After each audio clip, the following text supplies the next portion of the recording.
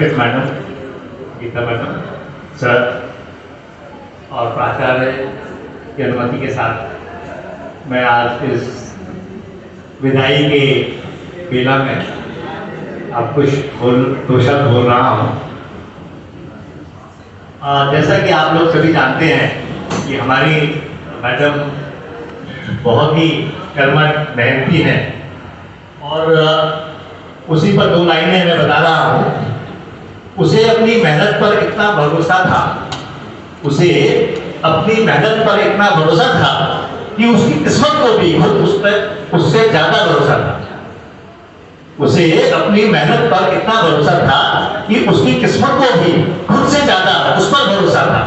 यानी आप इसे समझ सकते हैं कि जो इंसान मेहनत करता है, जो काम करता है, वो किस्मत के भरोसे नहीं रहता।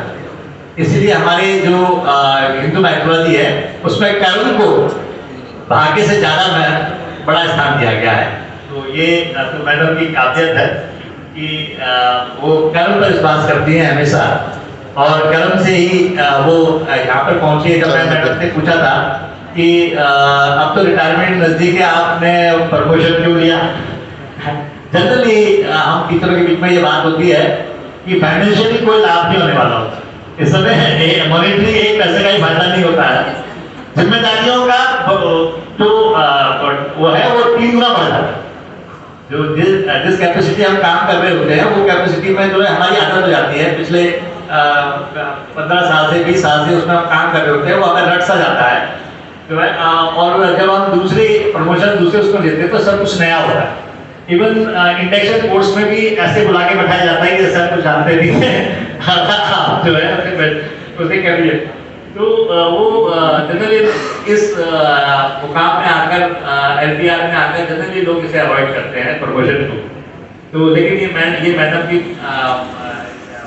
जिद्दादिली है और काम पर, उनके कर्म पर उनको भरोसा है कि वो उससे पीछे नहीं हटी। और उन्होंने अपने घर से दूर हैदराबाद जहाँ उनका घर है उससे 100 किलोमीटर दूर जो है आगे उन्होंने ज्वाइन किया। और शुरू में तो डेली अप डाउन करती थी। ये बहुत बड़ी हिम्मत की बात है।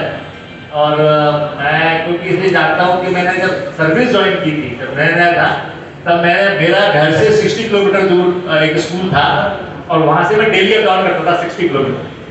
और सुबह घर में 5 बजे निकलता था, शाम को घर में 7 बजे आता था।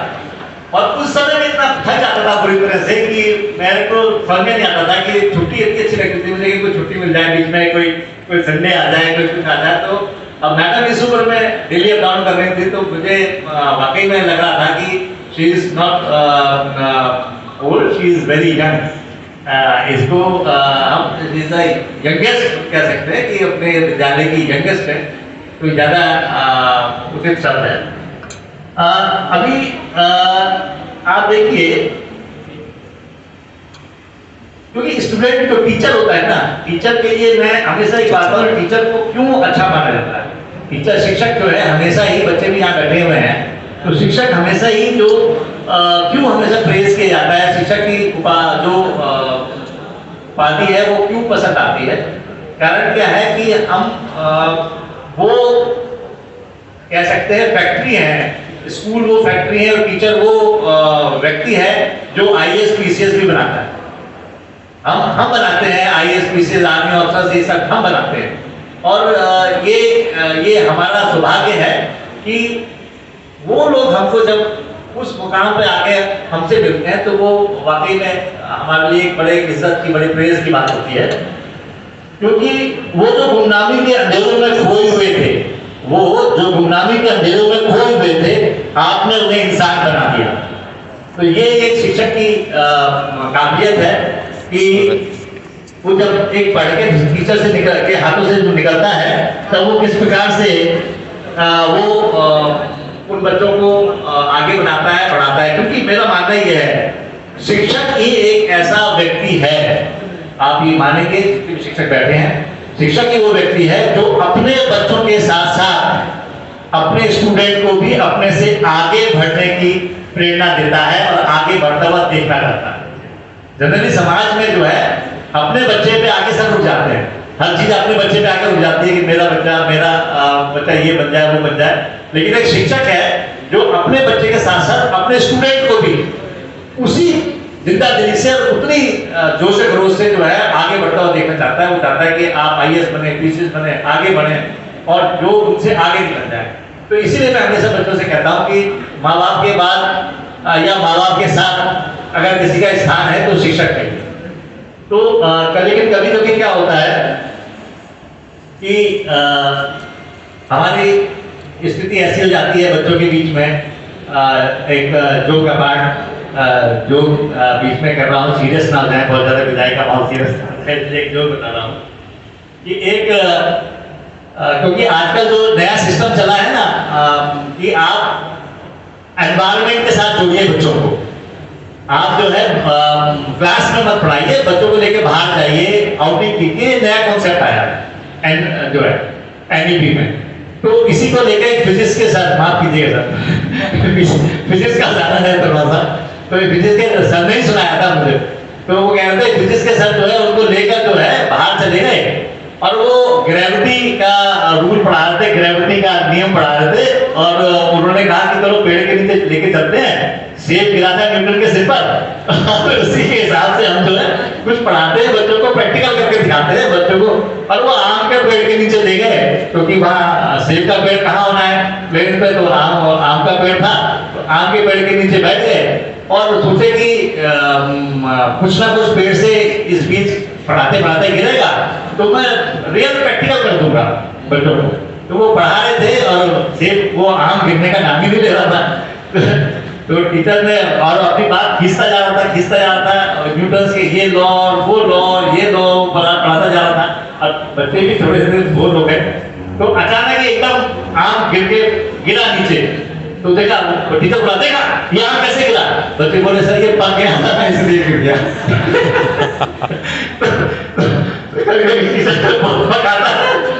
बच्चों को ध्यान आता है ये आम पक के गिर गया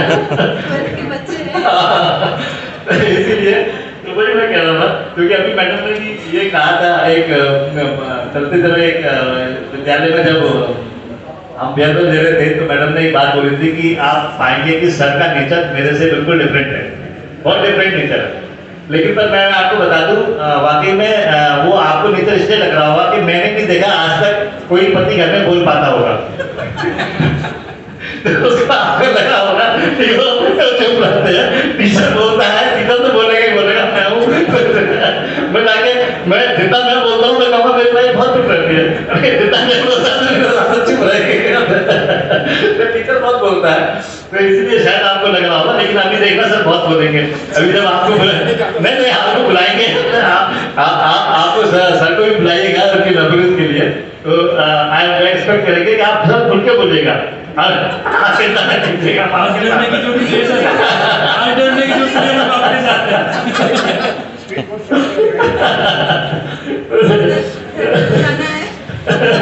घर तो जाना है बिल्कुल वही बात मैडम डरा रही है, घर भी जाना चलिए वो तो बहुत अच्छी बात है। लेकिन एक मैडम की हंसी को देखकर मुझे एक बात याद आ रही है, जब स्कूल खुलेंगे, ये मैंने 2 लाइनें अपने आप ही लिखी हैं, जब हम छुट्टियों के बाद क्योंकि ये लास्ट वर्किंग डे आ रहा है, जब स्कूल खुलेंगे, जब स्कूल खुलते ही याद आएगी, जब स्कूल खुलते ही याद आएगा आपका चेहरा, स्कूल खुलते ही याद आएगा आपका चेहरा, क्योंकि आपके चेहरे की मुस्कान ही कुछ ऐसी है। बहुत बहुत धन्यवाद आपका, थैंक यू वेरी मच। मैंने कभी प्रिपेयर नहीं किया कि ऐसे किसी सिचुएशन में बात करूँगा, बट ऑनेस्टली पेशे से अभी डॉक्टर हूँ, तो स्कूल से, कॉलेज से, मेडिकल कॉलेज से, हॉस्पिटल से गुजरते हुए काफ़ी सारे टीचर्स से मेरा सामना हुआ, काफ़ी सारे टीचर्स के साथ मेरा इंटरेक्शन हुआ। बट ऑनेस्टली आई फील जब आप किसी टीचर से इंटरेक्ट करते हो, स्पेशली जब आप स्कूल जाते हो, हम अपनी टीचर्स हमारे ज़िंदगी का इतना इम्पॉर्टेंट हिस्सा बन जाते हैं और हम रियलाइज़ नहीं कर पाते। शायद हम जब बाहर आते हैं असली दुनिया में, जब हम काम करने लगते हैं, हम तब रियलाइज़ करते हैं कि हम सबकॉन्शियसली अपने टीचर्स की नकल करते हैं, उनका बिहेवियर हमारे अंदर आ जाता है। शायद जब आप किसी से इंटरेक्ट करते हो या फिर मैं जब किसी मरीज से बात करता हूँ, शायद मैं अपनी टीचर का नकल करता हूँ, क्योंकि वो बन चुके हैं मेरी लाइफ के, you know, they are part of me now. तो आई थिंक शायद आप सबके अंदर, I am sure my mother is somewhere inside all of you. I think maybe in future when I meet you, तो शायद जब आपसे बात करूंगा तो मुझे लगेगा शायद मेरी मम्मी का कुछ, you know, some amount of her teaching is there in all of you. मैं ज़्यादा वक्त नहीं लूँगा, बट किसी भी, मतलब शायद मेरी परवरिश में दूसरे बच्चों से मैं शायद कंपेयर करूँगा तो थोड़ा डिफरेंट रहेगा, क्योंकि मेरी मम्मी टीचर है. तो बचपन में मैं काफ़ी देखता था कि मेरे घर पे बच्चे आते थे, मम्मी के स्टूडेंट्स आते थे, और उनका इंटरेक्शन देखता था. तो ऐसे काफ़ी सारे स्टूडेंट्स थे, कुछ काफ़ी स्पेशल थे क्योंकि they made a imprint in her life. ऐसे कुछ स्टूडेंट्स रह चुके हैं जो जिनको पता चला कि जब मम्मी रिटायर हो रही है तो उन्होंने अपने, they wanted to share some of their thoughts. So I will not take much. तो सबसे पहले एक छोटा सा पोएम भेजा है मिस्टर मुकेश यादव, जो भी कमांडर है इंडियन नेवी में, और शायद मम्मी के करियर के शुरुआती दिन में ये मम्मी के स्टूडेंट रह चुके हैं. तो वो लिखते हैं, dear Geeta teacher, O esteemed educator of eloquence profound, whose erudition in English does astound. As your career approaches its twilight's gleam, your tutelage remains in our cherished dreams. With each discourse, you crafted realms anew upon the canvas of language fused so true.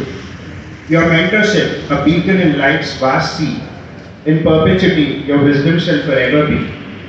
As you embark upon retirement's gentle shore, know that your legacy forevermore shall reside within my heart as a sacred part, and be indelible ink upon life's parchment chart.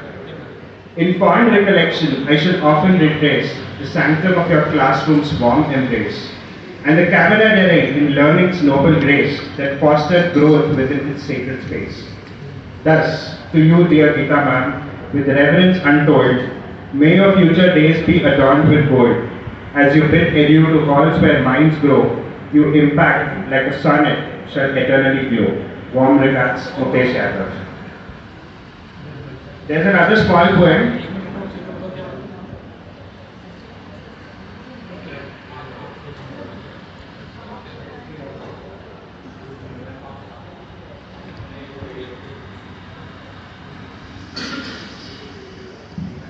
So, thank you so much. This has been a really warm moment for me. I've never really attended someone's farewell, and it's a really beautiful moment. Thank you so much for coming.